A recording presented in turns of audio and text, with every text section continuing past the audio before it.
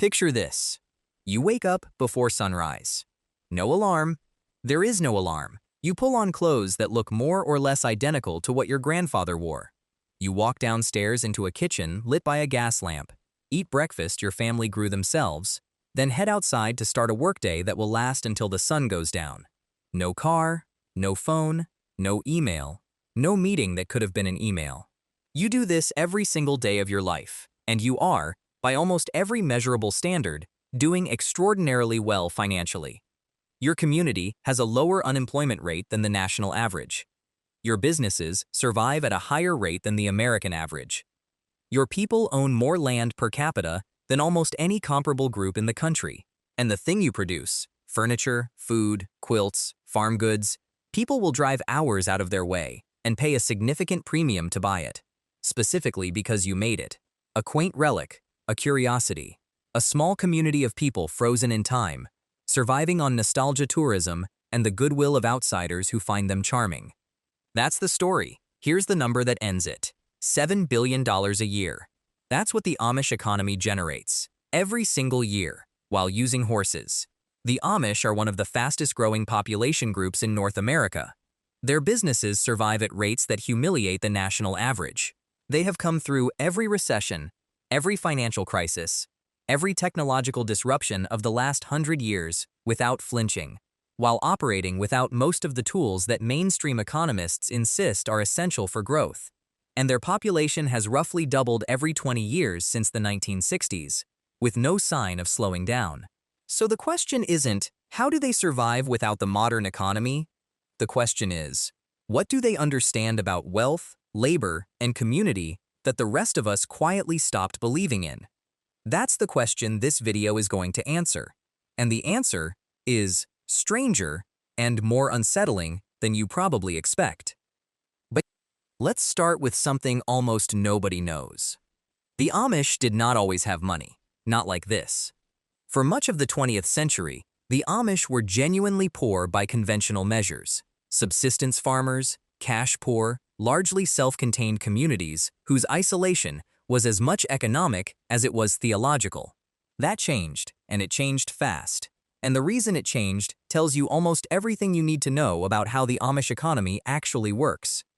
To understand it, you need to go back to the 1880s, and a man you've probably never heard of named Jacob Ammon. Actually, you need to go back even further than that. The Amish trace their spiritual origins to the Anabaptist movement of the 16th century, a radical Reformation sect in Europe that believed in adult baptism, pacifism, and the separation of church from state. They were persecuted ruthlessly, executed in some cases, driven out of Germany and Switzerland into the margins of European society, and eventually across the Atlantic. They came to William Penn's Pennsylvania in the early 1700s looking for something very simple: land and the freedom to be left alone. They found it. And the deal they made with the New World, implicitly, without ever writing it down, was this: we will not bother you, and you will not bother us. We will be productive. We will be peaceful. We will pay our taxes, raise our children, and ask for nothing from your government. In return, leave our way of life intact. That deal has more or less held for 300 years. But here is where the economics get interesting, and where most outside observers completely miss what's actually happening. The Amish practice what they call Gelassenheit, a German word that is often translated as yielding or submission, specifically to God and to the community. But Gelassenheit is not just a spiritual posture, it is an economic operating system. And once you understand it, the billion-dollar number stops seeming miraculous and starts seeming almost inevitable. Here is what Gelassenheit means in practice. No individual Amish person pursues wealth for themselves. Success is communal, or it is nothing. When an Amish business does well, the surplus flows back into the community, through informal loans, through labor sharing, through the extraordinary Amish institution of barn raising, which is not just a historical curiosity, but an ongoing living practice that happens regularly across Amish communities to this day. When an Amish family suffers a crisis, a fire, a medical emergency, a bad harvest, the community responds. Not the government, not an insurance company. The community itself absorbs the loss. This is not charity. It is a system. And as systems go, it has some remarkable properties. Let's talk about the barn raising first, because it is a perfect window into how this economy actually functions. A barn raising is exactly what it sounds like. A community comes together to build a barn in a single day. Hundreds of people arrive at dawn. There is food, there is organization, there is a division of labor that happens without a project manager or a Gantt chart or a single email. By nightfall, the barn is standing. The family that needed the barn contributes nothing monetarily. They will, at some future point, contribute their own labor to someone else's barn. The transaction is not financial. It is social. It is a debt measured in goodwill and labor, not dollars. Now consider what this does to the economics of farming. A conventional American farmer who needs a new barn faces a capital cost that might run anywhere from $50,000 to several $100,000, depending on size and materials. He borrows that money, pays interest on it for years, and carries that debt through every drought and market fluctuation. An Amish farmer with the same need pays almost nothing. The materials cost something. The labor costs nothing, because the labor is owed, collectively, by everyone around him. This is not a small difference. This is an enormous structural advantage that compounds over decades and generations, quietly and invisibly, in every Amish community in North America. And it is not just barns. Medical bills, the single largest cause of financial ruin for American families, are handled communally. The Amish do not, as a rule, carry health insurance. What they have instead is a community fund, sometimes formalized, sometimes entirely informal, into which members contribute and from which medical expenses are paid. It works because Amish communities are small, tightly knit, and composed of people who genuinely know each other. The free rider problem that plagues conventional insurance systems, people gaming the system, claiming more than they paid in, making decisions that increase costs because they're insulated from consequences, is dramatically reduced when every person in the pool knows every other person, and when the social cost of being seen as someone who takes more than they give is real and immediate. There is a word economists use for this kind of social infrastructure: social capital. It sounds abstract, but it is extremely concrete in practice. Social capital is the value embedded in networks of trust, reciprocity, and shared norms. And the Amish have more of it, per capita, than almost any other group in America. They have been deliberately building it, generation by generation, for 300 years. That is not an accident. That is the output of a system designed specifically to produce it. Here is where the story gets genuinely counterintuitive, and it is the part that most coverage of the Amish economy completely misses. The Amish relationship with technology is not what you think it is. The image most people have, horse-drawn buggies, oil lamps, no electricity, no phones, is accurate as far as it goes. But the reasoning behind it is almost universally misunderstood, and once you understand the actual reasoning, everything else about the Amish economy clicks into place. The Amish do not reject technology because it is modern. They do not reject it because of some blanket theological opposition to progress. They evaluate each technology specifically based on a single question. Does this strengthen the community or does it weaken it? That's it. That is the entire framework. And when you apply that framework, some technologies pass and some don't. And the ones that don't are often exactly the ones you'd expect a rational community to reject if its primary goal were long-term social cohesion rather than individual productivity. Take the car. Cars are extraordinarily convenient. They also allow people to live far apart, maintain fewer close relationships, attend church communities across wide distances rather than locally, shop in cities rather than locally, and gradually dissolve the dense social fabric that makes communities like the Amish function. Cars are a technology that optimizes for individual mobility at the cost of collective rootedness. The Amish looked at that trade-off and said no, not because cars are evil, because cars would cost them something they valued more than the convenience. The telephone is similar. The Amish in many communities do have phones. They just don't have them in their homes. There will be a community phone booth at the edge of a property, shared by multiple families, available for genuine necessity. The reasoning: a phone in every home creates a channel for gossip, for social comparison, for the outside world to leak in constantly and erode the community's internal focus. A shared phone booth, inconvenient enough that you use it only when you need to, preserves the intent while removing the harm. And here is the punchline. The piece of this that should genuinely make you stop and think. The Amish are not wrong about any of this. Social science research conducted over the last 30 years has confirmed, repeatedly, and from multiple directions, that the technologies the Amish rejected do in fact do what the Amish said they would do. Smartphone use correlates strongly with increased social isolation, reduced face-to-face interaction, and declining community cohesion. Car dependency correlates with urban sprawl and the erosion of walkable, relationship-dense neighborhoods. The Amish didn't have the research. They had something better. They had 300 years of watching what happens when communities make different choices, and they drew the obvious conclusions.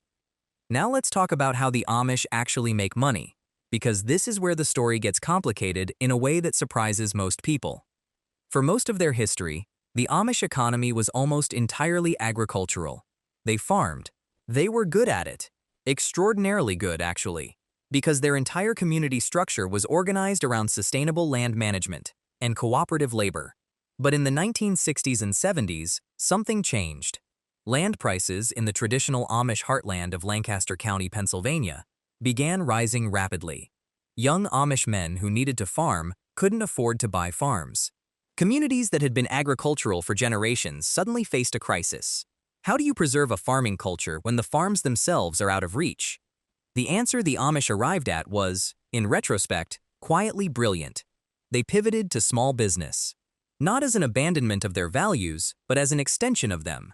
Amish entrepreneurs, and the word entrepreneur fits, even if it would make most of them uncomfortable, began building small manufacturing operations, furniture workshops, food production businesses, construction companies.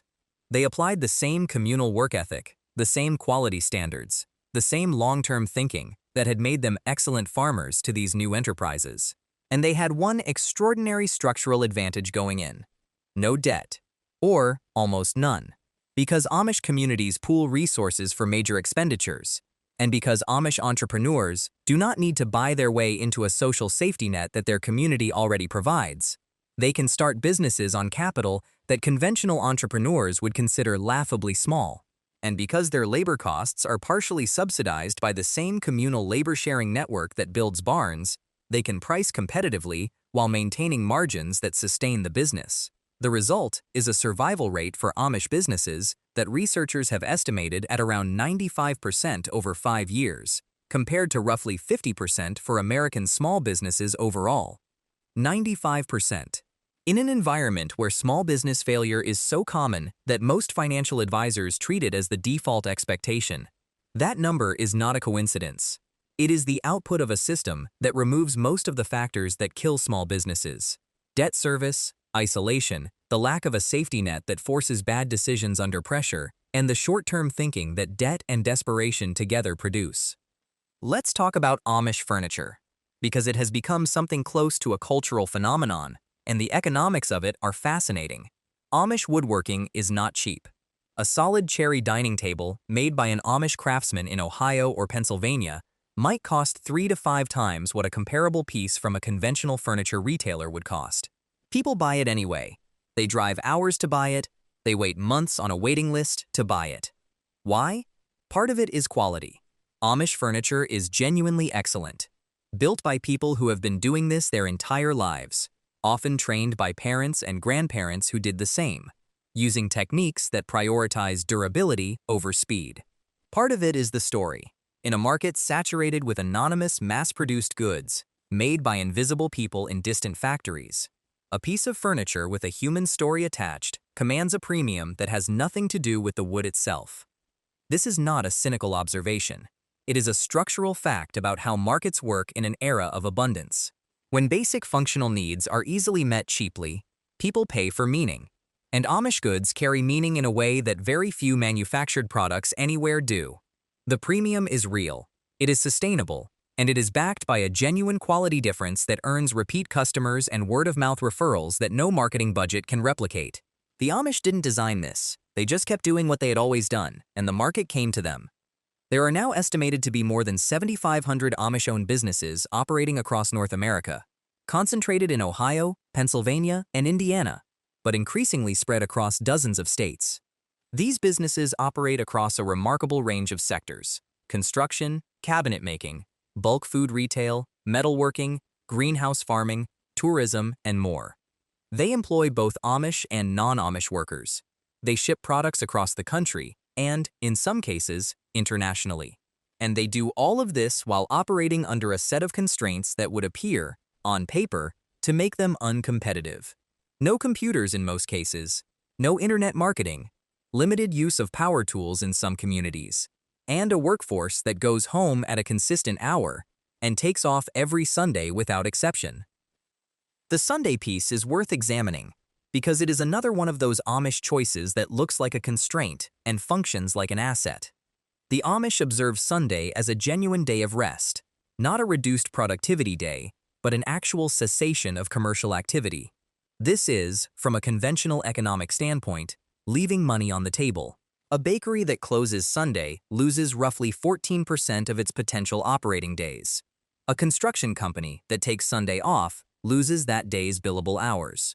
But what the Amish would tell you, and what the data on burnout, long-term productivity, and business owner mental health increasingly confirms, is that the rest is not a cost.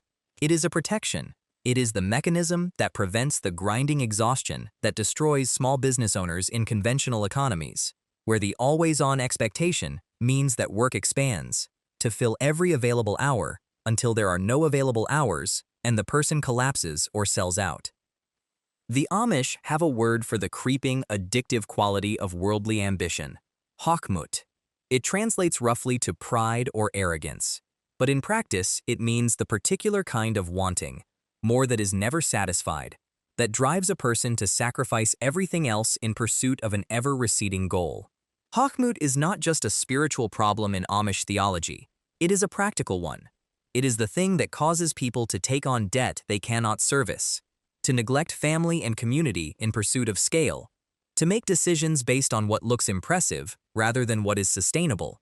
The Amish have built a social system specifically designed to resist Hochmut, and in doing so, they have built businesses that outlast their owners, that pass intact to children and grandchildren, that function as multi-generational wealth machines rather than one-generation sprints. Now, here is the part nobody expects. And this is where the Amish story stops being a curiosity about a specific religious community and starts being a mirror held up to the rest of us. The Amish are growing rapidly. Their population was roughly 100,000 in 1980. Today, it is estimated at more than 400,000 and climbing. The growth is almost entirely internal. Amish families have many children, and the retention rate, the percentage of Amish children who choose to remain in the community as adults, is somewhere around 80 to 90%. This number shocks outsiders. The common assumption is that young people, given a genuine choice, would flee a life of buggies and kerosene lamps for smartphones and Netflix. Most of them don't. Why? The Amish practice something called Rumspringa, a period beginning around age 16 when young Amish are permitted, even encouraged, to experience the outside world. They can leave the community, wear regular clothes, use phones, drive cars, do essentially whatever they want, without community consequences. The expectation is that they will then make an informed adult decision about whether to be baptized into the Amish faith and commit to the community for life, or to leave and join the outside world. About 80 to 90% choose to stay. They see what the modern world has to offer, and they come back. This is not a story about brainwashing or coercion. Researchers who have studied Rumspringa extensively note that the young people who return do so freely and with full awareness of what they are choosing not to have. What many of them report is something unexpected from the outside perspective. The modern world looked less free than they imagined. It looked like a treadmill. It looked like a system that offers endless choices of what to consume, while offering very little in the way of genuine community, meaningful work, or a comprehensible framework for what a life well lived looks like. The Amish community, for all its constraints, offers those things clearly and abundantly. That is an uncomfortable observation. Not because the Amish are right about everything, they are not. And there are genuine critiques to be made about gender roles, about handling of abuse within communities, about the ways that tight-knit social structures can become tools of control as well as support. These are real, and they deserve to be taken seriously. But the economic story, separated from the theological one, is hard to dismiss.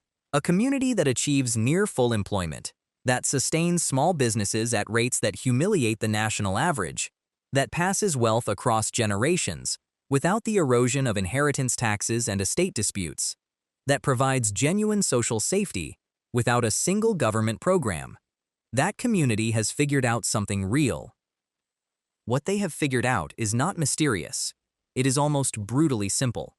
They have decided that the purpose of economic activity is to sustain the community, not to maximize individual accumulation. They have organized their labor, their capital, their time, and their institutions around that decision. And they have enforced it, not through law, but through culture, through social expectation, through the gentle but firm pressure of a community in which everyone knows everyone and reputation is a real and lasting thing. The result is an economy that is, by almost every measure that matters for actual human well-being, more functional than the one surrounding it. Here is the thing that the $7 billion number represents. At its core, it is not a triumph of religious discipline or traditional values, or nostalgic craftsmanship, although it contains elements of all of those. It is the output of a 300-year experiment in treating economic activity as a means rather than an end. Every major decision the Amish have made about technology, about debt, about rest, about community, about the limits of individual ambition has been made in service of that principle. Some of those decisions look strange from the outside. Some of them look strange even to economists who should, by training, understand why they work. But the results are not strange. The results are extraordinary. And the question that the Amish economy leaves hanging in the air, the question that their $7 billion and their 95% business survival rate and their 80% youth retention rate all point toward, is not really about them. It is about the choices the rest of us make, and the costs we pay for them, and whether we have ever stopped to ask whether we are actually getting what we bargained for. You wake up in the morning to an alarm you resent. You commute to work in a car you are still paying off. You spend 8 or 10 or 12 hours in front of screens doing things that will vanish completely from the world the moment you stop doing them. You come home exhausted. You spend the weekend recovering enough to go back on Monday. At no point does anyone ask you whether this is working.